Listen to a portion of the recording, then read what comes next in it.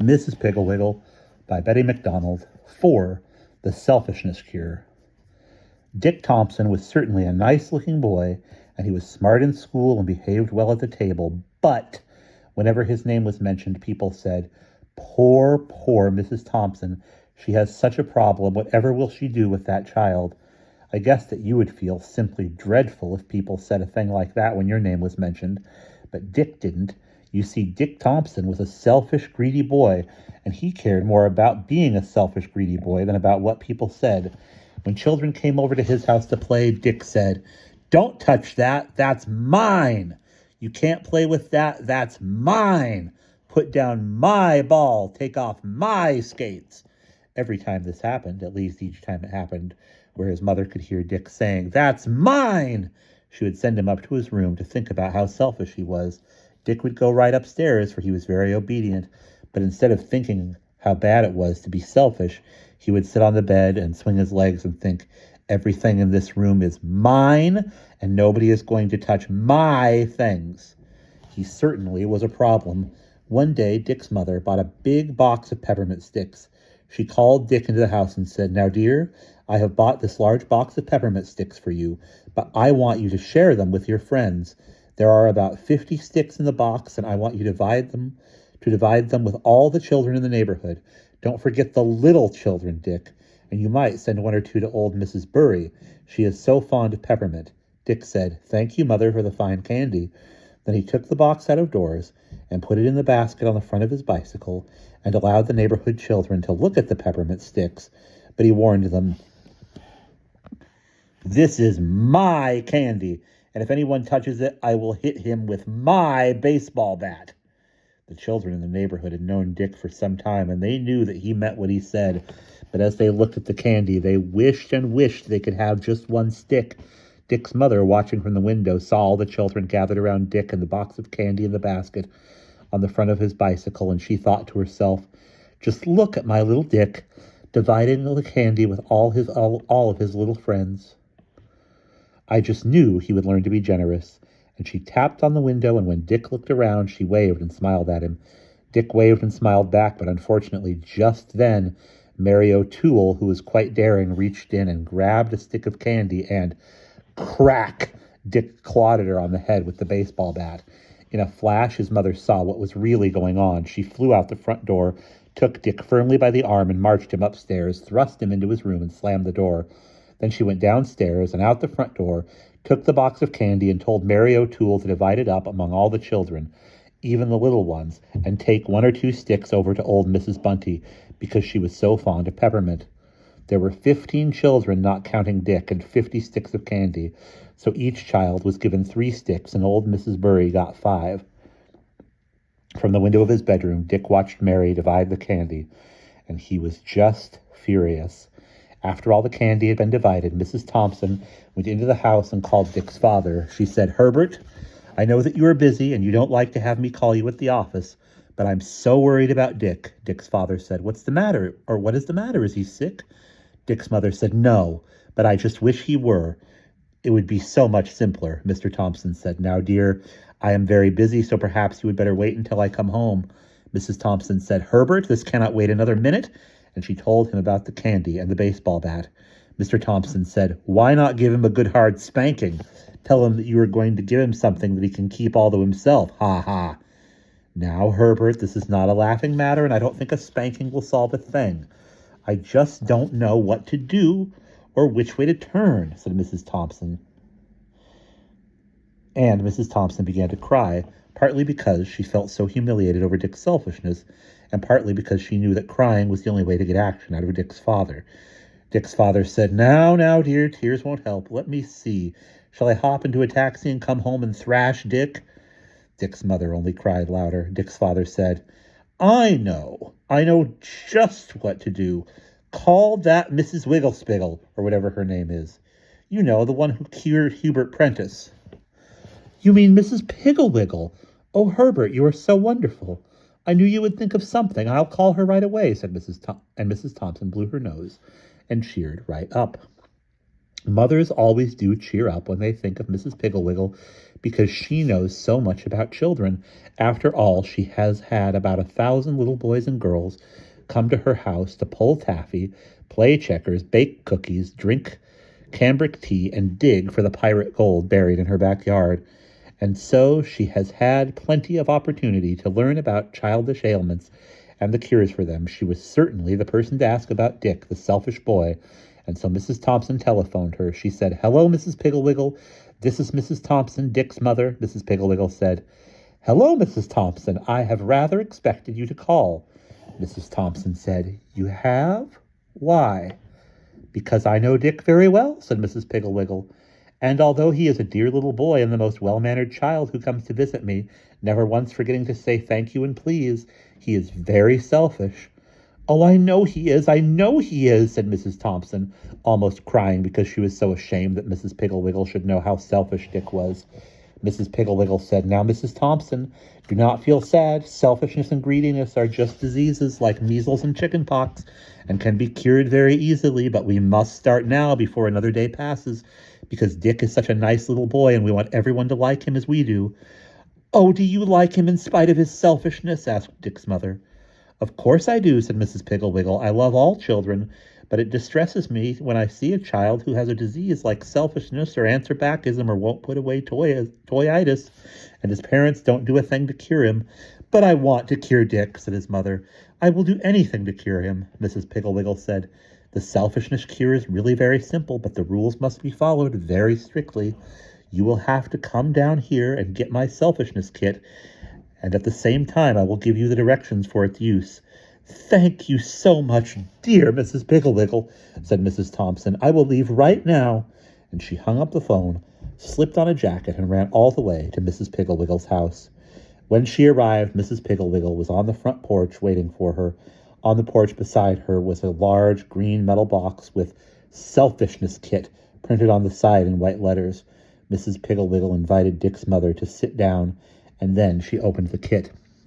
Inside were about 25 padlocks of various sizes. There were great big ones about the size of apples, down to tiny ones not much larger than a penny. Also, there were screws and a screwdriver, a box of cloth, labels that said Dick, a box of blank gummed labels, a small can of white paint, a small can of black paint, a small paintbrush, a big pastry bag, and a pastry bag. This is a large bag with a nozzle on the end, which, when filled with frosting, can be squeezed, and the frosting comes out the end like toothpaste and can be formed into words.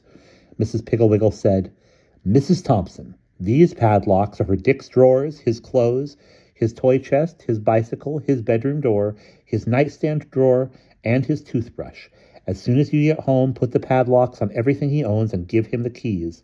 This is to assure him that he, and he alone, can touch his things.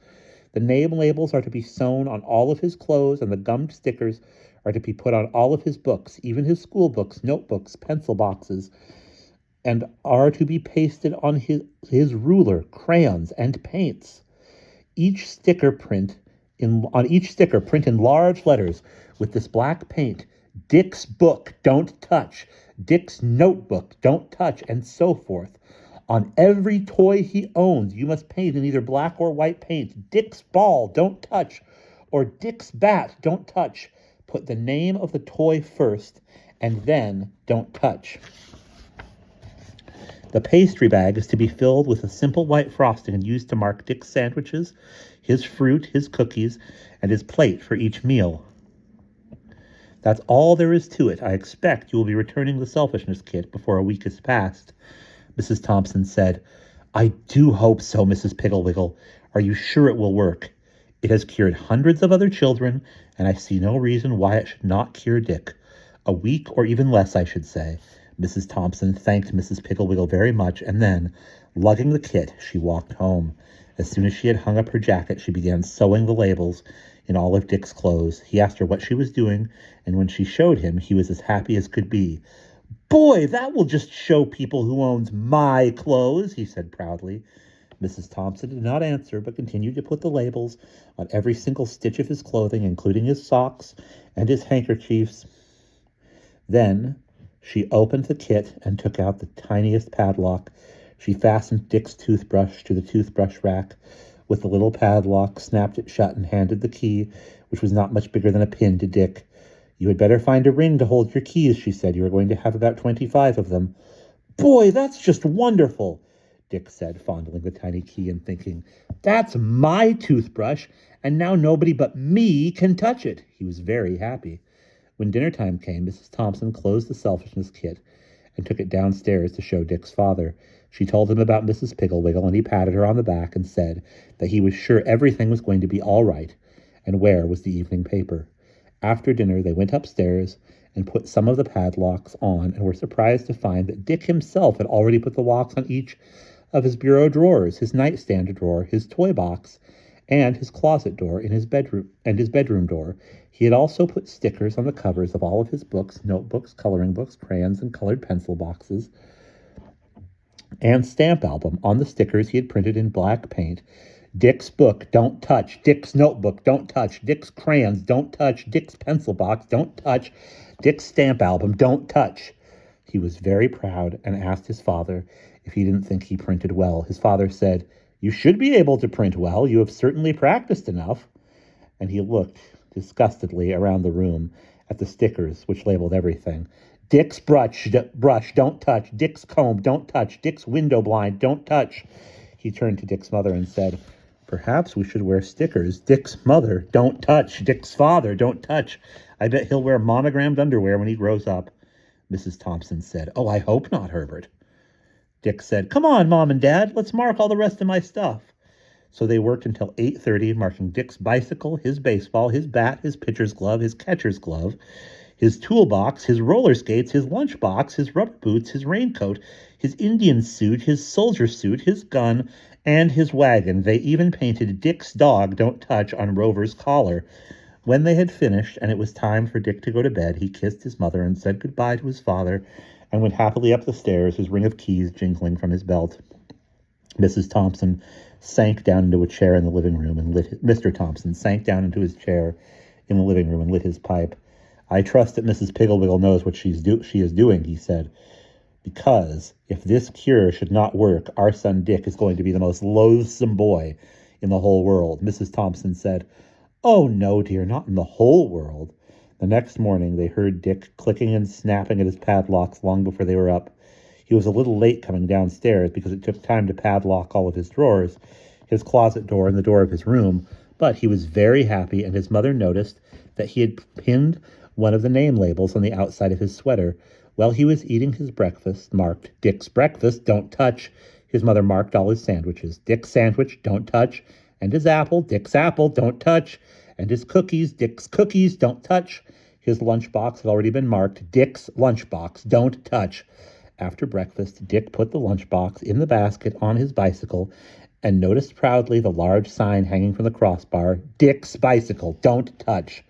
At school, the children paid little attention to the sign on his bicycle, but when he opened his lunchbox and took out the sandwiches marked "Dick's sandwiches, don't touch," and the apple marked "Dick's apple, don't touch," and the cookies marked "Dick's cookies, don't touch," everyone laughed and wanted to see them.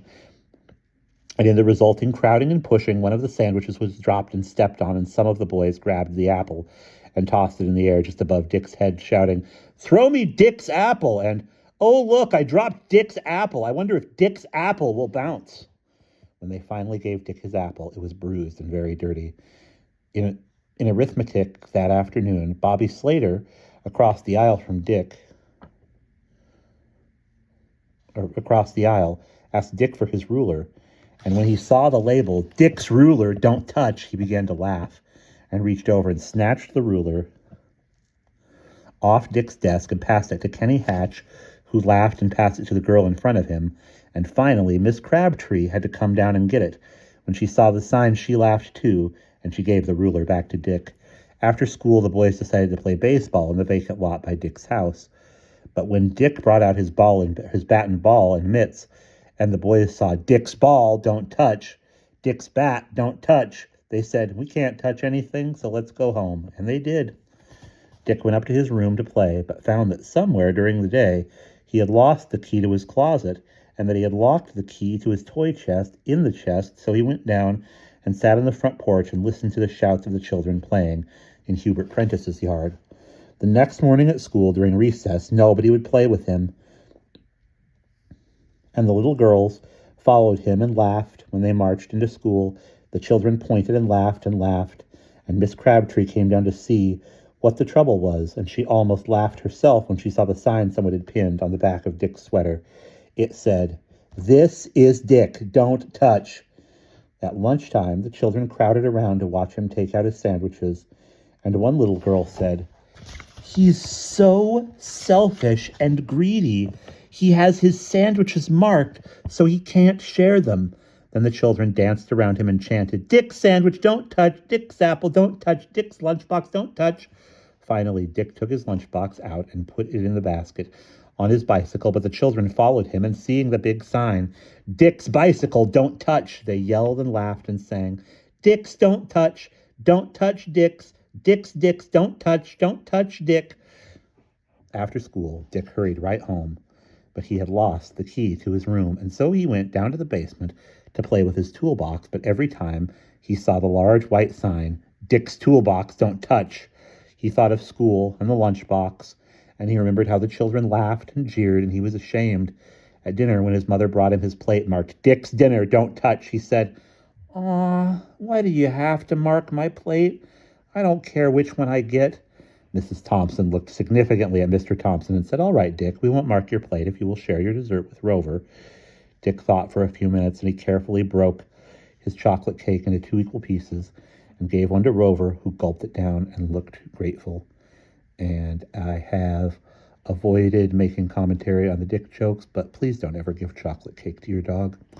After Dick told his father he had lost the keys to his room and the closet, and so his father took off the padlocks on those doors and on the toy box, Dick said, "Don't put them back, Dad. I don't care who goes into my room or gets into my stuff."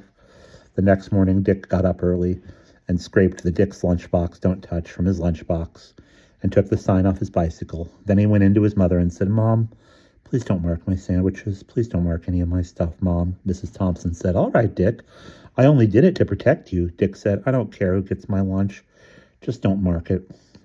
At noon, all the children gathered around Dick, but neither his sandwiches nor his apple nor his lunchbox were marked, so they rushed out to see his bicycle, but there was no sign on it, so they sat down and ate their lunches.